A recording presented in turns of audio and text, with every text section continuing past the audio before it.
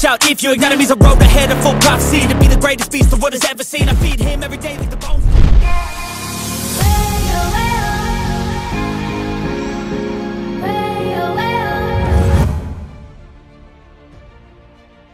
Nama 6 prajurit yang bergabung dengan KKB Papua.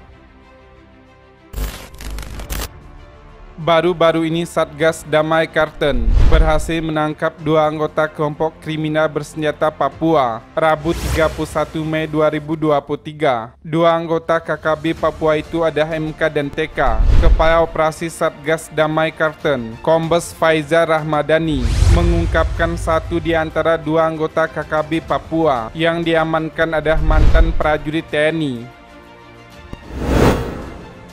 Bergabungnya anggota TNI dengan KKB Papua bukanlah hal yang baru. Dirangkum dari Tribun News, berikut ini 6 prajurit TNI yang membelot dan beralih ke KKB Papua. Luki Yematuan alias Lukius. Lukius sudah bergabung dengan KKB Papua sejak Februari 2021. Ketika ia menghilang dari tempatnya bertugas, bergabungnya Lukius dengan KKB ini disampaikan oleh juru bicara organisasi Papua Merdeka, Sebi Sambom. Menurut Sebi, Lukius bergabung dengan KKB Papua atas kesadarannya sendiri. Ia menambahkan, Lukius telah menyerang tempatnya bertugas, pos TNI di Bulapa. Saat awal bergabung dengan KKB Papua, Sebi menyebut Lukius berhasil menembak 3 prajurit TNI dalam serangan itu. Aksi pengkhianatan yang dilakukan Lukius juga telah dibenarkan Jenderal TNI Andika Perkasa saat masih menjabat sebagai Kepala Staf Angkatan Darat. Andika mengatakan Lukius yang berpangkat Pratu sudah terdeteksi bergabung dengan KKB Papua sejak Februari 2021 ketika meninggalkan pos tempatnya berjaga. Sebelum bertugas di Papua, Lukius yang lahir di Wamena ditempatkan di Jawa Tengah. Yotam Bugiangge. Yotam Bugiangge juga bergabung dengan KKB Papua setelah menghilang dari tempatnya bertugas di Kompici Senggi, Kabupaten Kidom, Papua pada 17 Desember 2021. Ia kabur membawa 1 pucuk senjata SS-2 pada Jumat 17 Desember 2021 saat melaksanakan tugas jaga. Yotam juga putra asli Papua yang lahir di Enduga pada 24 Mei 1999. Kabar terbaru menyebutkan Yotam Bugiangge telah menjadi pimpinan sebuah KKB Papua di wilayah Enduga. Pada 26 Mei 2023, KKB pimpinan Yotam menyerang aparat TNI Polri yang sedang patroli di Kampung Nogalait dan menyebabkan terjadi kontak tembak. Dikutip dari tribunpapua.com, aksi serupa kembali terjadi pada 29 Mei 2023 dan menyebabkan 162 warga kampung Nogolait mengungsi ke kota Kenyam. Meski terbilang pendatang di KKB Papua, sosok Yotam disebut-sebut ditakuti Gianus Kogoya. Sebagai informasi, Igyanus juga dikenal sebagai pimpinan KKB di Enduga yang sangat kejam. Kapolres Enduga, AKBP Rio Alexander, mengungkapkan Yotam dan Igyanus awalnya sempat bekerja sama. Namun setelah itu Igyanus dan Yotam berpisah, membentuk kelompok masing-masing.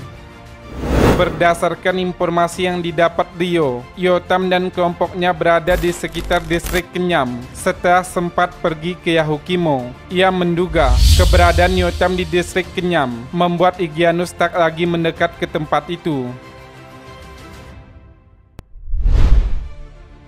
Set Japet Rumkorem.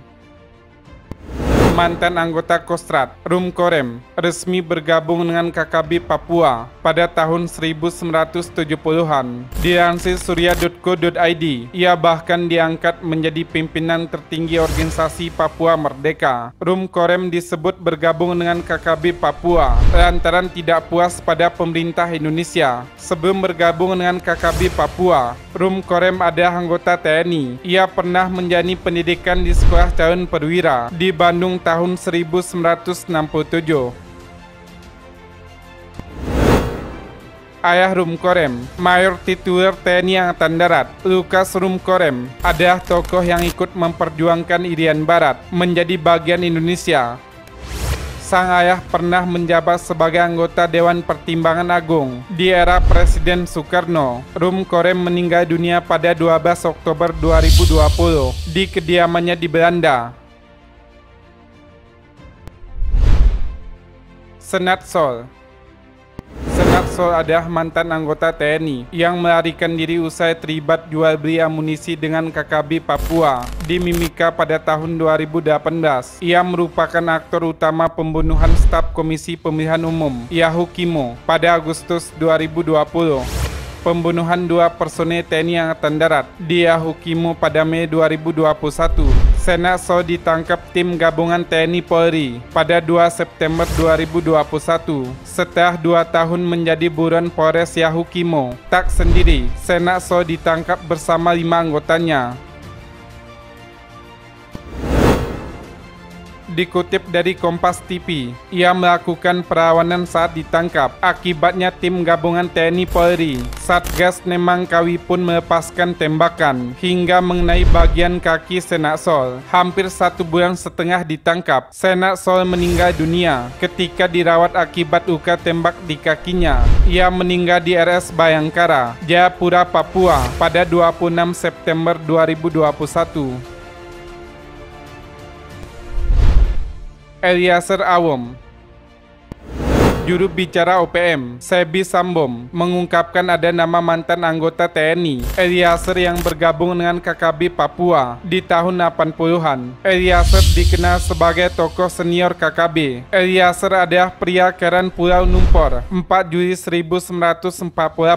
Dia lulusan SMP, pernah bertugas di Resimen 12 Irian Barat, Papua. Eliezer membelot dari TNI pada tahun 1984 dengan memutuskan bergabung dengan KKB Papua. Ia pernah dipenjara pada tahun 1989 setelah ditangkap oleh TNI. Meski sempat dijatuhi hukuman mati, Eliezer dan semua tahanan politik Papua Barat dibebaskan pada tahun 2000 saat reformasi Indonesia. Eliezer meninggal pada 15 Juni 2018 dalam perjalanan dari Kaimana ke Bentuni saat menjalankan tugas organisasi Papua Merdeka. Surabut. Selain Eliezer, Sebi Sambom juga menyebut anggota TNI bernama Surabut dari Batalion 753 Arfai Manokwari, Papua.